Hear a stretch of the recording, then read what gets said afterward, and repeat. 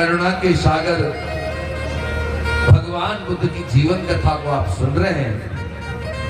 आज उनका जन्म हुआ है तो बालक धीरे धीरे करके जब बड़ा हो रहा है ना, तो उनकी मौसी माँ लालन पालन उनका करना प्रारंभ करती है। और धीरे धीरे करके बालक जब किशोरा अवस्था में आया है, तो किशोरा अवस्था में आते ही राजा शुद्धोधन ने अपने बेटे के लिए इतने साधन संसाधन जोड़ दिए, इतनी सुव्यवस्थाएं कर दी, ताकि मेरा बेटा कभी बैराग के बारे में सोच भी ना पाए। धम्म बंधुओं, ये किसी का मोबाइल बोल दिया था, तो यहाँ आपके पास ये मोबाइल फोन किसी धम्म उपासक का है। आदरणीय धीर साहब के कर कमलों में यहाँ तब से मोबाइल लगा हुआ है। जिन भी सज्जन का हो वो ये मंच से इस मोबाइल को प्राप्त कर लेंगे।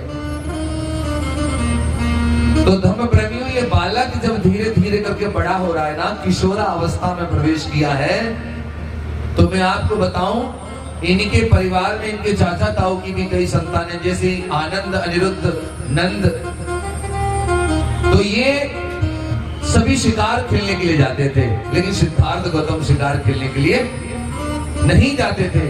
तो इनकी मौसी माँ इन्हें जबरदस्ती शिकार खेलने के लिए भेजा करती थी, ताकि इसका मन उसमें लगे, ताकि ये बड़ा होकर के तीर कमान चला युद्ध करे। लेकिन सिद्धार्थ गौतम मौसी माँ के कहने पे चले तो जाते थे, लेकिन रास्ते में से गायब हो जाते थे। कहीं किसी छायादार पेड़ के नीचे बैठ करके ध्यान साधना करने लगते थे। एक दिन इनके भाइयों ने आकर के मौसी माँ से शिकायत की कि तुम्हारा ये सिद्धार्थ शिकार खेलने के लिए नहीं जाता, और अगर जाता भी है तो रास्ते में से गायब हो जाता है। तो मौसी माँ बुलाती और कहती है, सिद्धार्थ, मुझे पता लगा कि तुम शिकार खेलने नहीं जाते। अरे तुम भूल गए हो कि तुम क्षत्रिय कुमार हो और लड़ना तुम्हारा धर्म है। तुम्हें शिकार खेलने के लिए जाना चाहिए, क्योंकि शिकार भूमि युद्ध भूमि का अभ्यास क्षेत्र होता है। जब ऐसी बात मौसी माँ कहती हैं, तो सिद्धार्थ गौतम अपनी मौसी माँ से कहते हैं, मौसी माँ,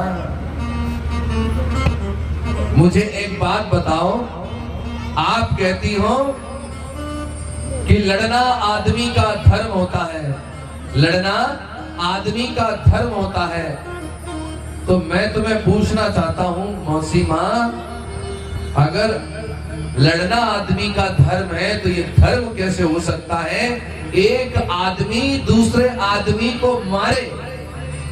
क्या ये धर्म हो सकता है? आप जितने भी बुद्धिजीवी लोग यहाँ बैठे हो, आप विचार करो, अगर रास्ते से कोई मोटरसाइकिल पे या कोई भी राहगीर निकलेगा और उसकी निगाह अगर लॉर्ड बुद्धा पार्क पर पड़ेगी, इस कार्यक्रम पर पड़ेगी, तो ये साजो व्यवस्था देख करके उसके मन में ये आएगा, अरे कोई धर्म का काम हो रहा है, कहेगा कि नहीं? लेकिन दो आदमी जब आपस में लड़ रहे हो तो उन्हें देख करके कोई कह सकता है कि धर्म का काम हो रहा है? बताइए, कह देगा? तो एक आदमी दूसरे आदमी को मारे, ये धर्म कैसे हो सकता है मौसी माँ? वो कहते हैं, हे मौसी माँ, आप मुझे क्या समझा रही हो? मौसी माँ कहती है, बेटा, अगर क्षत्रिय लड़ेगा नहीं, युद्ध नहीं करेगा, तो राष्ट्र का संरक्षण, राष्ट्र की देखभाल कैसे होगी?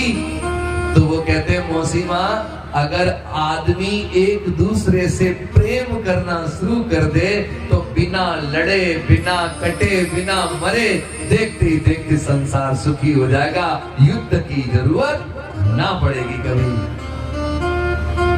धम्म प्रेमियों, फिर भी मौसी माँ कहती है कि बेटा, तू शिकार खेलने जाया कर। तो उनके कहने से बेचारे चले तो जाते हैं।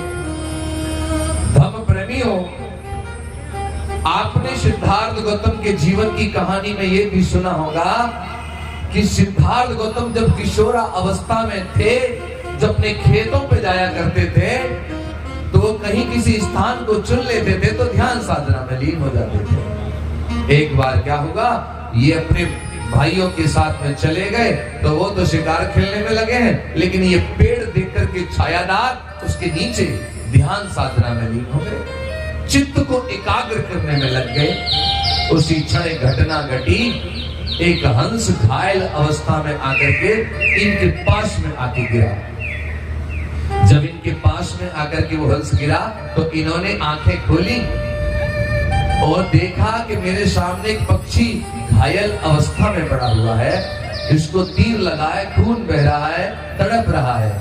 तो देखते ही उनके मन में करुणा का भाव पैदा हो गया। करुणा का भाव, करुणा का भाव का मतलब है कोई दुखी हो और किसी दुखी को देख करके आपके हृदय में ये भाव आ जाए कि इसकी मदद कैसे हो। तो वो भाव जब उनके हृदय में आया तो उन्होंने उस हंस का, पक्षी का तीर निकाला, उसको पट्टी बांधी, पानी पिलवाया और समेट कर अपनी गोदी में रख लिया। विचार कर रहे हैं कि संसार में ऐसा कौन निर्दयी व्यक्ति होगा जिसने पक्षी को घायल कर दिया है। क्या सोच रहे हैं कि इस पक्षी ने किसका क्या बिगाड़ा, हाँ बिगाड़ा किस निर्दयी ने दी